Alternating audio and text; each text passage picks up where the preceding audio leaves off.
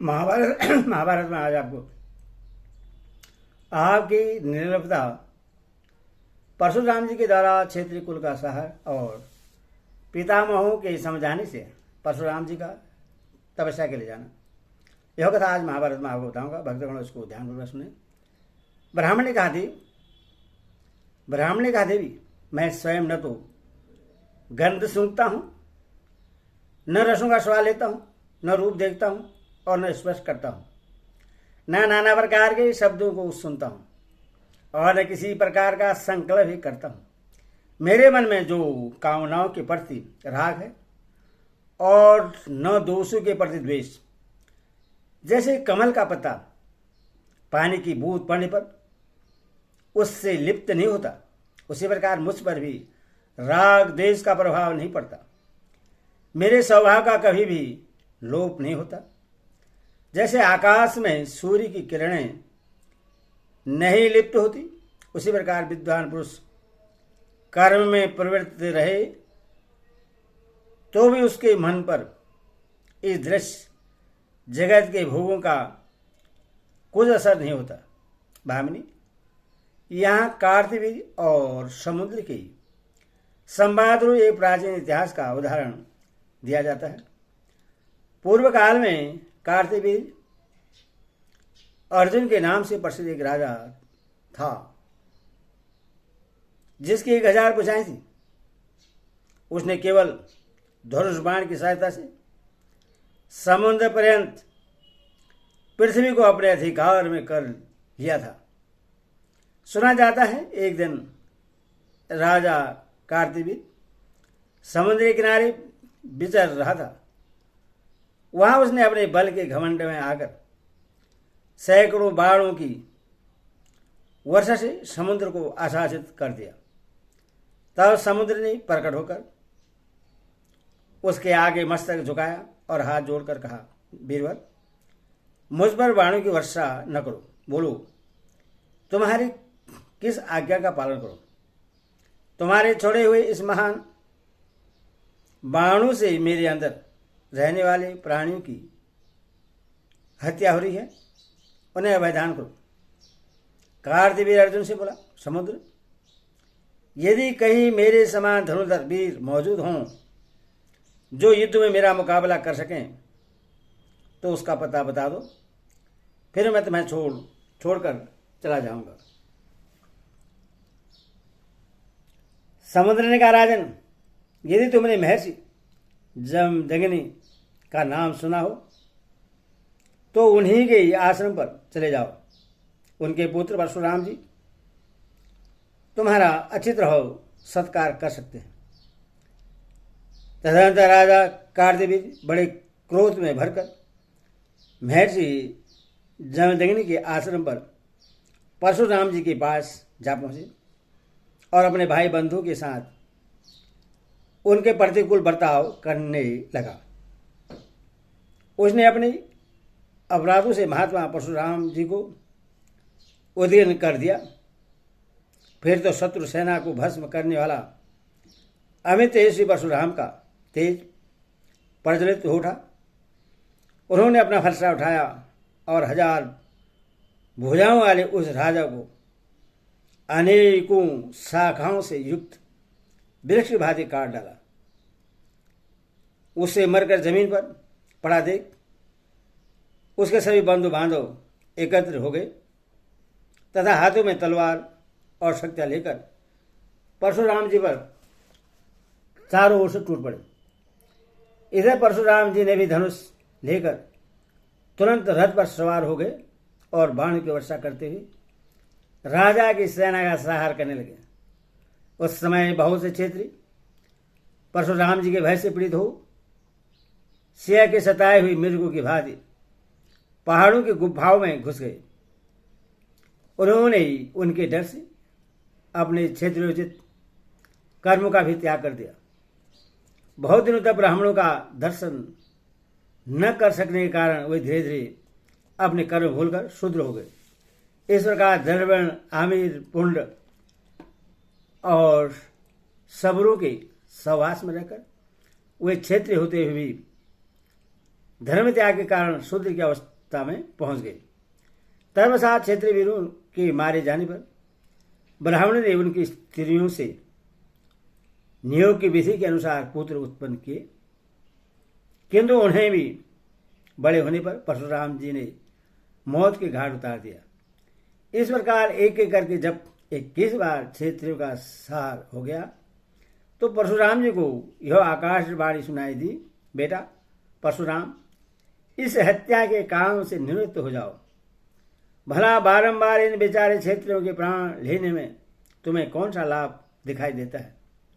इसी प्रकार उनके पितामह ऋचिक आदि ने भी समझाते हुए कहा, बेटा यह काम छोड़ दो, क्षेत्रियों को न मारो। तुम ब्राह्मण हो, तुम्हारे हाथ से राजाओं का वध होना उचित नहीं है। इस विषय में हम तुम्हें एक प्राचीन इतिहास सुना रहे हैं, उससे सुनकर तदनुकूल बर्ताव करो। पहले की बात है, अलर्क नाम से प्रसिद्ध एक राशि थे जो बड़े बड़े तपस्वी, धर्मज्ञ, सत्यवादी, महात्मा और दृढ़ प्रतिज्ञ थे। उन्होंने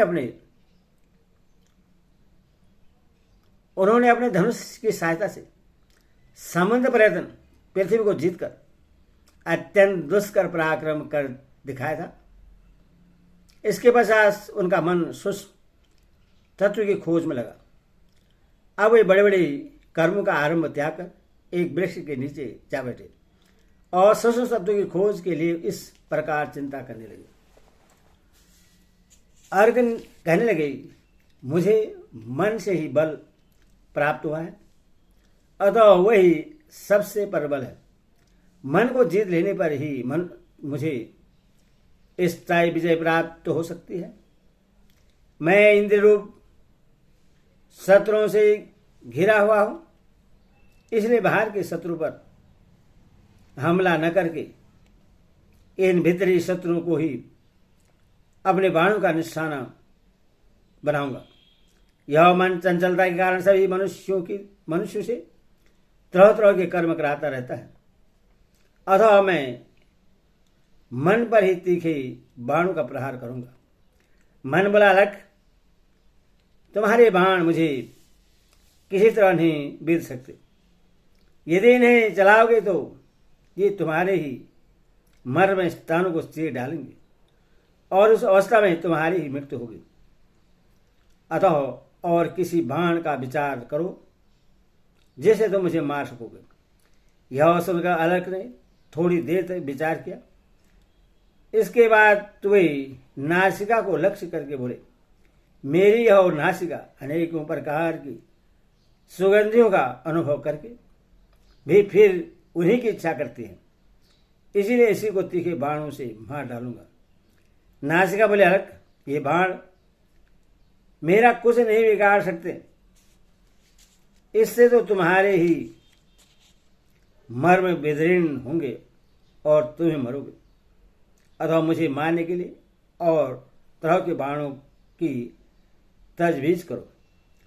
अब अलर्क कुछ देर विचार करने के पश्चात जिहा को लक्ष्य करके कहने लगे, यह जीव स्वादिष्ट रसों का उपभोग करके फिर उन्हें ही पाना चाहती है, इसीलिए अब इसी के ऊपर अपने तीखे सहायकों का प्रहार करूंगा। जिहा बोले, अलर्क, ये बाण मुझे नहीं झेल सकते, ये तो तुम्हारे ही मर्म स्थानों को भीज कर तुम्हें ही मौत के घाट उतारेंगे। अथवा दूसरे प्रकार के बाणों का प्रबंध सोचो जिसकी सहायता से तुम मुझे भी मार सकोगे। यह सुनकर अलर्क कुछ देर तक सोचते विचारते रहे। फिर त्वचा पर कुपित होकर बोले, यह त्वचा नाना प्रकार के स्पर्शों का अनुभव करके फिर उन्हीं की अभिलाषा क्या करती है, अतः नाना प्रकार के बाणों से मारकर इससे विदीर्ण कर डालूंगा। त्वचा बोली, अलर्क, ये बाण मुझे अपना निशाना नहीं बना सकते, ये तो तुम्हारा ही मर्म विदीर्ण करेंगे और मर्म विदीर्ण होने पर तुम ही मौत के मुख में पड़ोगे। मुझे मारने के लिए तो दूसरी तरह के बाणों की व्यवस्था सोचो।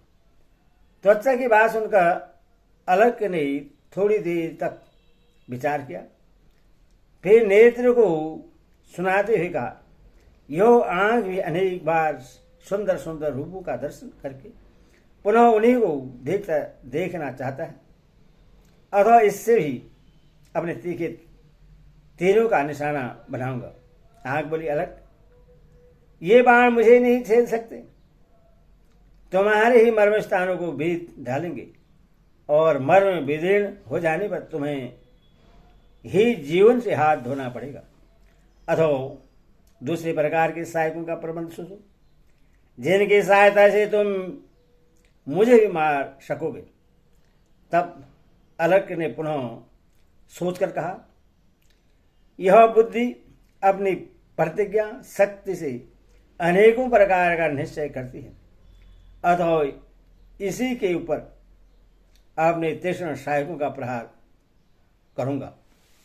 बुद्धि ने कहा, अलग, ये बाण मेरा स्पर्श भी नहीं कर सकते, इनसे तुम्हारा ही मरण विदीर्ण होगा और तुम ही मरोगे। जिनकी सहायता से मुझे मार सकोगे वे बाण तो कोई और ही है, उनके विषय में विचार करो। तदंतर अलग ने उसी पेड़ के नीचे बैठकर घोर तपस्या की, किंतु उसके मन बुद्धि सहित इंद्रियों को मानने के किसी उपाय बाण का पता न लगा। तब वे एकाग्रचित होकर विचार करने लगे।